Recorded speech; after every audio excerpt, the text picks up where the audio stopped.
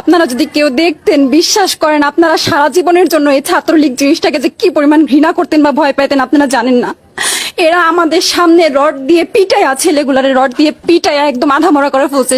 তারা এসে আমাদের পেছনে লুকাইছে, আমাদের বোরকার পেছনে, আমাদের ওড়নার পেছনে লুকায় বলে, আপু আমাদের একটু লুকায় রাখেন, আমাদের ওরা মাইরা ফেলবে, আমাদের বাঁচান আপু বাঁচান। আমরা তাদের ওড়না দিয়ে বোরকা দিয়ে লুকায় রাখছি, সেইখান থেকে আমাদের ধাক্কা দিয়ে ফেলে দিয়ে তাদের বের করে আবার মাথায় রড দিয়ে মারছে, এমন অবস্থা। এবং তারা আমাদের ক্যাম্পাসের পরিচিত মুখ, আমরা চিনি তাদের, তারা এই অবস্থা করছে, রাস্তায় একদম শোয়াই ফেলছে। আমাদের হলের মেয়েদের বুকে বড় বড় যে আসতো ইট, এই ইটগুলো বুকে ফেঁকে দিছে, মানে একদম পুরো বুকে লাগছে, এরকম জামা কাপড় ছিঁড়ে ফেলছে, এত বাজে অবস্থা। অথচ আমার ব্যাচমেট, আমরা যাদের সাথে ক্লাস করি, একসাথে বসি, আমি তাদের একটা কথা বলতে দেখি না এগুলো নিয়ে, একটা কথা না। এবং তাদের নিউজ ফিডে গেলে দেখবেন তারা এখন এগুলাই সাপোর্ট করে যাইতেছে, কিচ্ছু বলার নাই। আমি কেমনে যাই